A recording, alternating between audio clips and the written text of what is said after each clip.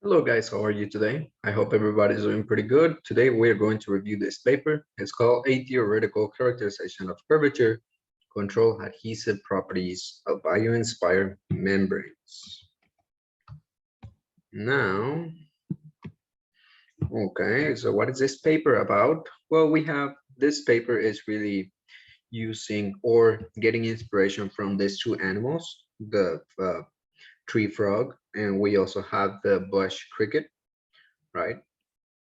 And these guys are remarkable adhesion properties in their pads, finger pads, okay? And now the way they do it is some researchers have shown that the way they do it is by curvature.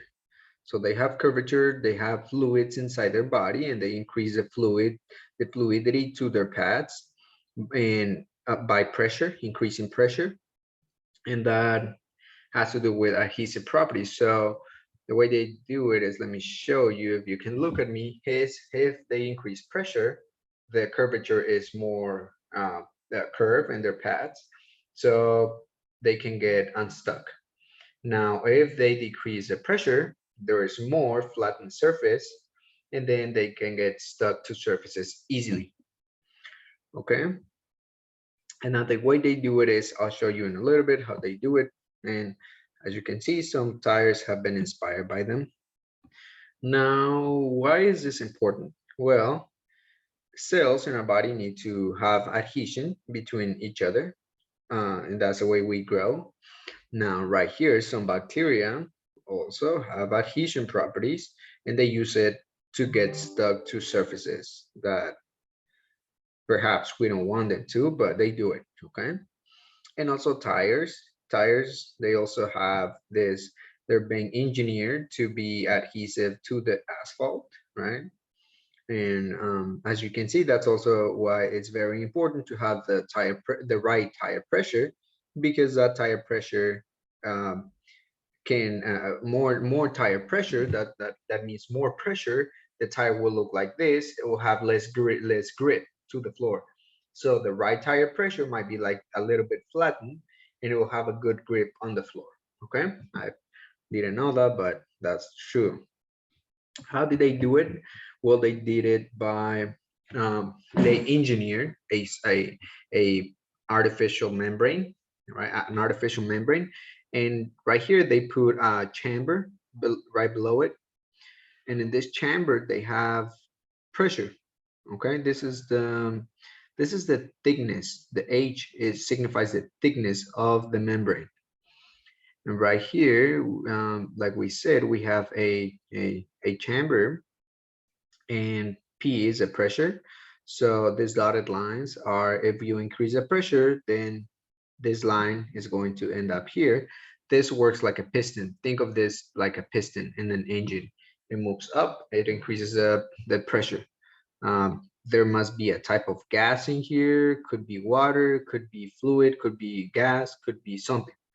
But that's the way it works, okay? And if you increase the pressure, of course, this surface is going to be more um, steep, more like a mountain. If you decrease the pressure, this surface is going to be more flat, okay? And this is the way they did it. They did some measurements. This is a force, okay? This is just force. This is time. So they did is they put a piece of glass. This is a piece of glass. This is a membrane. Okay, so they bring down the glass on top of the surface, and then at the beginning it has no force because it's not touching. But then when they bring it down, they apply a little bit of pressure to just get it stuck really well, like a piece of tape. When you put the tape, you kind of like uh, touch it a little bit, put some pressure to make it stuck well, right? And so that's the reason why, that's the reason why why you see an increase in force, because they applied force. And now right here, they stop applying the force. So the force is really zero. And then they try to bring it up to see, that would be the pull up force. So they would bring it up, they were bringing it up, up, up, up, up. As they were going up, They took the time, so eventually the force reached zero, where there's no more force right here, because we're trying to bring it up. And then what they did is they measured, this would be the pull-up force, to really get it off the membrane. And that's what counts as a pull-up force. That's my understanding of this paper. You can also go and review it yourself, okay?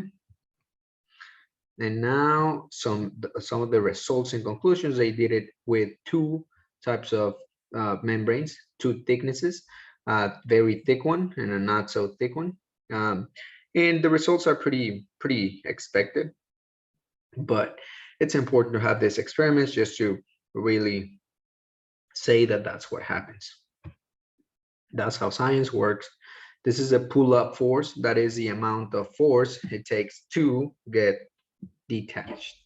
And this is the pressure, the pressure in pascals as a unit of measurement of pressure. Let's say when we get a balloon, when we're getting a balloon, the more air we put in, the more pressure will be applying to the surface. Okay, so right here, if you have a very strong pressure, like we said, it's going to be very is going to be very round. Okay, and very round means that surfaces don't get stuck. There's not a lot of material on the surface that can get stuck, right? You see right here, there's a bunch of space left right here in my left part right here. There's a bunch of space left, okay? And that's what happens.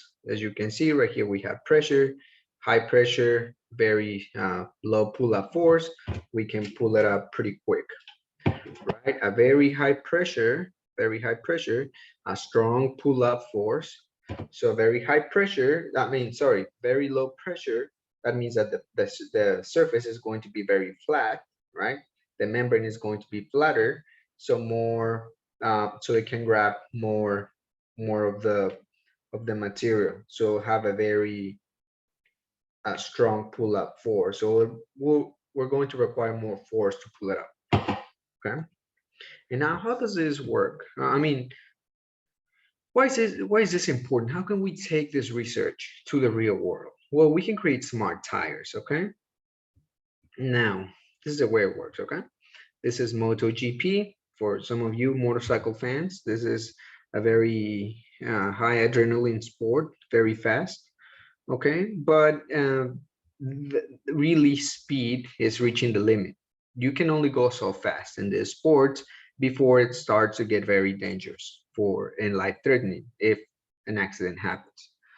But so what happens is guys go really fast in straight line and they slow down on the curves, because it's just very dangerous to go very fast on the curves. But if we can make some smart tires with the technology that we just described in this paper, we can increase pressure to have less curvature in a straight line. So that means that's also the reason why these tires are kind of they're shaped like a donut. They have a very curved tire. They're not flat like cars. They have a curved surface, and that's the reason, because the more pressure they have, they're like this, and they have less contact with the asphalt, right? Less contact, very less contact, which means that they can go very far and reduce friction in the in the asphalt.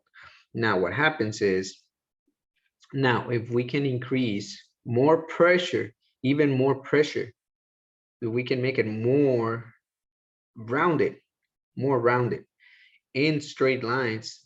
That means that it's going to have very low friction, and then we can make the tires go even faster. We can make the motorcycles go even faster.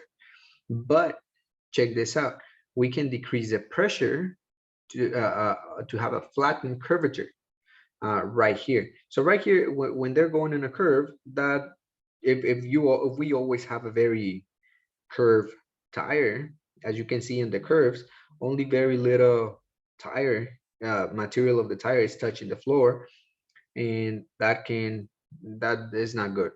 But if we decrease the pressure right here, if we decrease the pressure on the, maybe by controls on the motorcycle, somebody have to, they will have to be trained to decrease the pressure on the when they're going in a curve.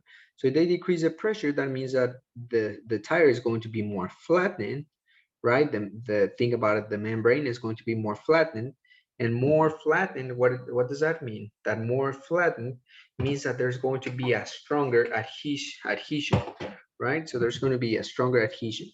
Okay, so that's pretty cool. That's what we want: higher adhesion in curves, and higher pressure in a straight line.